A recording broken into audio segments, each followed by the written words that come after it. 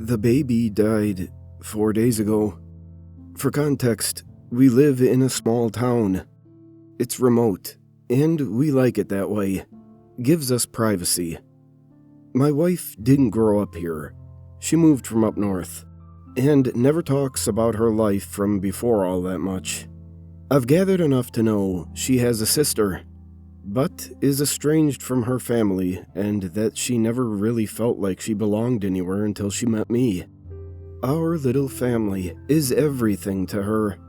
She said she just wanted to hold him for a little longer, for an hour, then for the rest of the evening, then through the night.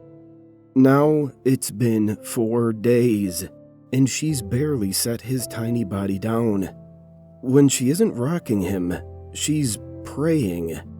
Soft words muttered to the Lord under her breath. When my wife first moved here, she brought snacks and stayed after the church service for coffee and chit-chat. That's how she and I got to know one another. She said it was different than the church she grew up with. Less strict.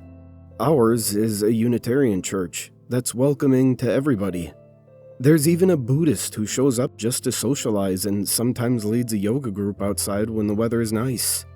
But tomorrow is the first service since our baby's passing, and I don't want to field all those looks of sympathy and kind words and hugs. I do need advice, though, because you see, my wife has decided that if she prays enough, a miracle will restore our baby to life. She reminded me how last winter a frozen cat was thawed out and revived. One of our neighbors had a litter of puppies, with one stillborn, and that the thing was dead for 15 minutes before it started to breathe. But our little baby has been dead for 4 days. It's not that I don't believe in scripture, but even Jesus revived after 3 days, not 4. My wife's eyes used to always shine when the Reverend talked about how much greater God is than any illness, how faith can bring us on a path of healing. But I also know our Reverend cut red meat out of his diet because his doctor told him to. He takes vitamins and goes on walks with his dog. And he is a down-to-earth man who believes God works miracles through us, not for us. In other words, we must take action if we are to heal, to be better, to do better. And he has consoled many of our congregants through times of grief. I'm hoping he can help my wife realize that our baby isn't coming back. After the Reverend paid us a visit and offered his condolences, my wife flew into a rage at him and ordered him out of our house. Afterwards, she declared to me, "That man is a disgrace to the church. I should have known he was a fraud from the start." "What are you talking about?" I asked. "Your church is a joke. They do yoga, Frank. They let Buddhists in." "I thought you liked Amita." "I do like yoga." She relented. "But she shouldn't be doing it at church." "It's supposedly a very spiritual practice." "There's no spirituality there, with Reverend Atheist in charge. If he really believed, why wouldn't he pray with me for a miracle to restore our baby? Why did he tell me our baby's not coming back?" She burst into tears. What could I do? She wouldn't brook even the possibility that our baby was gone forever, and after she collected herself, she told me she was going to pray. She moved our baby's body up to the attic. She has a room up there, a room that's hers and that I don't go in. Every woman needs a room of her own, and when she first moved in with me, almost all her worldly possessions could fit inside one small travel trunk. She brought it in there and claimed that as her space. She used to say it was just her and God up there. Now, it's her, God, and the baby. It's been 6 days. I'm glad she brought him up there because he was starting to smell.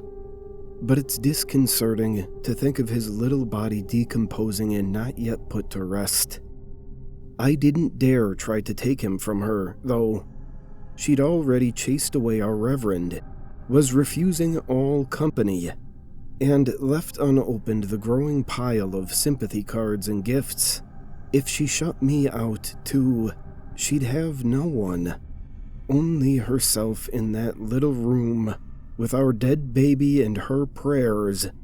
So I offered to pray with her too. She didn't want me to see the baby yet. Said he didn't look very nice, and insisted on blindfolding me when bringing me upstairs to her little attic room with her prayer shrine in the crib.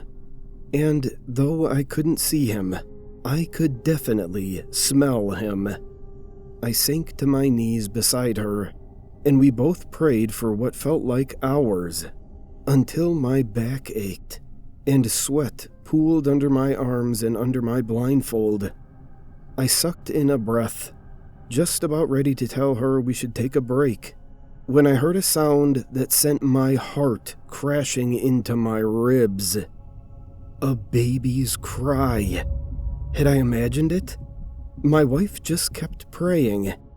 Maybe I was hallucinating. I touched my wife's elbow and told her I needed some water.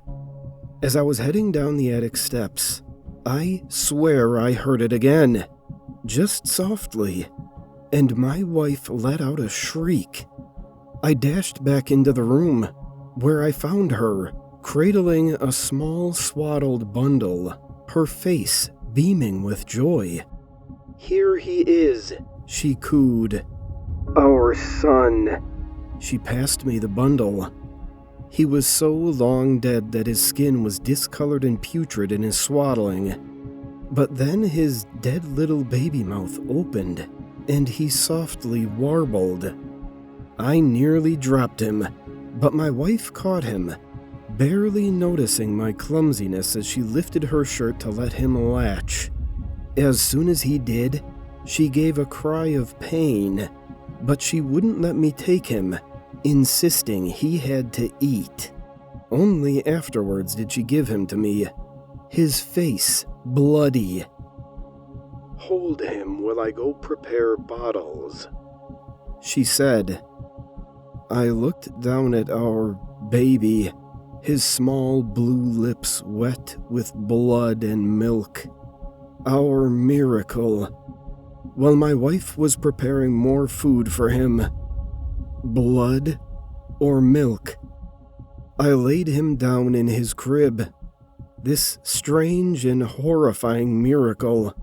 He seemed alert, his dead eyes watching mine. Never blinked.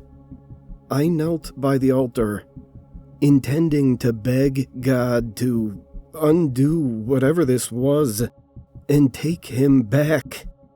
But as I looked at the altar closely for the first time, what I saw chilled me to my very bones. It was decorated with words and symbols in a language that was definitely not Latin, and that I could not read, and all the crosses hung upside down. My wife is the most devout person I know, but I never asked which denomination she followed. Only now do I realize that it's some other god she's been praying to. And apparently, he granted her miracle.